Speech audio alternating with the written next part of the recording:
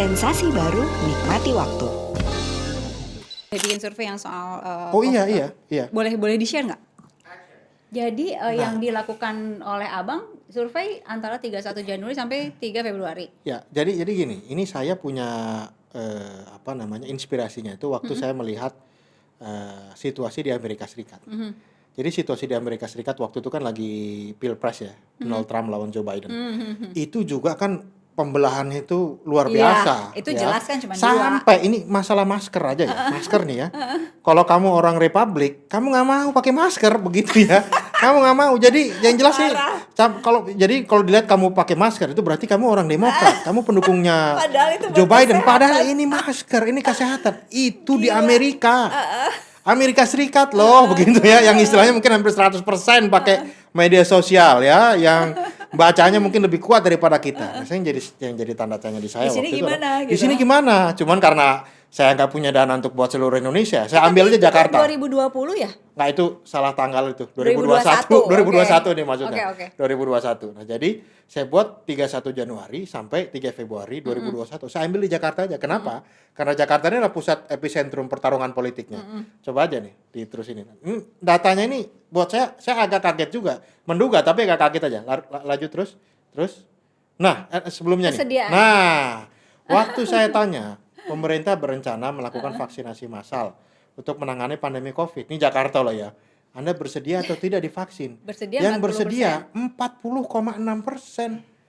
Yang tidak bersedia 59%. Padahal kalau yang namanya herd immunity itu kan katanya teorinya nih saya baca-baca kan butuh sekitar 70 sampai 80-an% kan yang sudah divaksin atau yang kena penyakit. Nauzubillah min dzalik, jangan sampai kena penyakit kan begitu.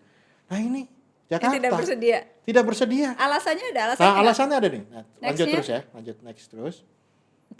Mengapa tingkat Nah, pertama satu gini. Ya, saya tanya ini. Jadi ada problem pembelahan. Nah, jadi problem pembelahan itu yang seperti terjadi di Amerika Serikat itu terjadi juga di Indonesia. Ini contohnya misalnya begini. Waktu saya tanya, percaya atau enggak bahwa Presiden Jokowi ini divaksin dengan vaksin yang asli? sampai Vaksin nanya? asli. Yang percaya cuma 58%, bukan 70% loh. Bukan Tapi besar 80% juga loh. lah, lebih dari Masa nggak mau? 50%. Iya, tapi masa nggak jawab percaya? aja kan gitu kan. Ini jangan-jangan yang nggak jawab ini dia nggak enak aja gitu, nggak enak Ada aja yang nggak jawab Ada yang nggak jawab 20%. 20%. Apa susahnya jawab? Ya saya percaya. Oh, oke. Kenapa dia milih nggak mau jawab? Nggak mau jawab. Iya kan gitu kan. Cari aman. Itu makanya jadi ada 40%. 40% orang yang bisa jadi itu nggak percaya. Oke. Itu padahal aneh itu. Saya nggak ngerti juga harus bagaimana. Lanjut. Next-nya? Next ya. Nah, kalau kita lihat ini begitu. Kita lihat ini. Pemilihnya Pak Prabowo yang percaya asli itu hanya 43%. Pemilihnya Jokowi yang percaya hampir 2 kali lipat. Jadi memang pembelahan berdasarkan 01, 02 bahkan di masalah non partisan sekalipun itu kelihatan banget. Lanjut lagi coba. Nah, ini saya bandingkan dengan yang di Amerika Serikat. Ini data survei di sana, di Pew Research itu. Ya jadi kalau Republik begitu ya, yang bilang mau divaksin ini cuma 17%.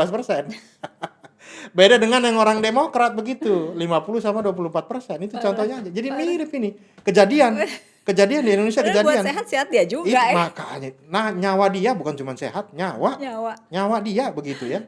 Oke, Luar terus biasa. di bawahnya masih ada Lanjut lagi. yang Nah. menarik lagi.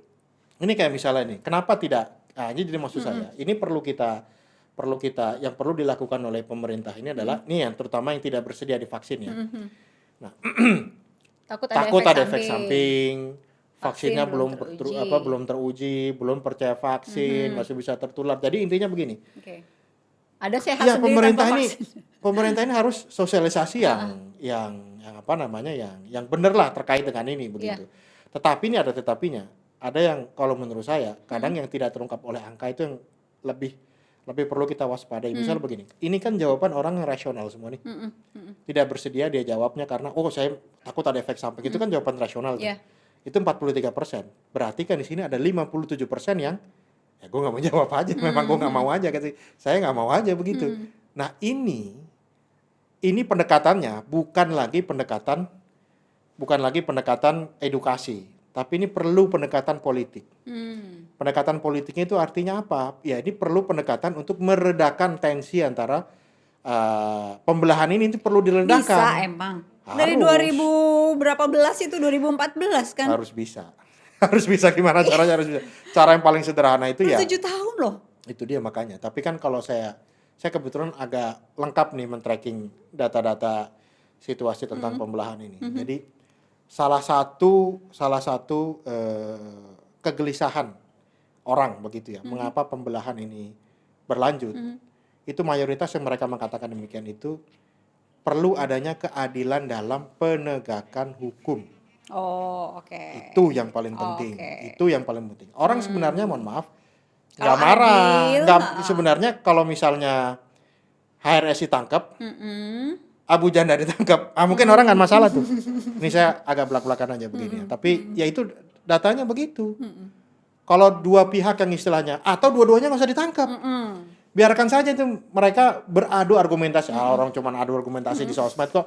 Kecuali kalau bakar-bakaran, nah, tangkaplah orang begitu. Kalau cuma adu argumentasi itu kan pendewasaan. Iya. Biasa aja. Itu pada saat itu, tapi kan sekarang kan udah Iya. nggak Ya terlalu banyak mudah-mudahan sekarang begini. Tetapi kan kalau kita melihat diskusi di sosmednya begitu ya, dan ini kan itu masih terjadi. Iya.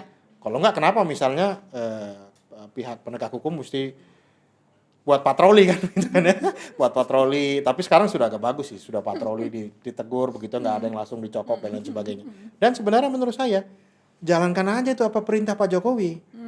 Pak Jokowi ini sudah ngomong, tolong kritik saya. Iya. Ya Tapi yang udah ditangkap. dikritik aja, tapi jangan ditangkap gitu maksud saya, dikritik, yang lain jangan ditangkap.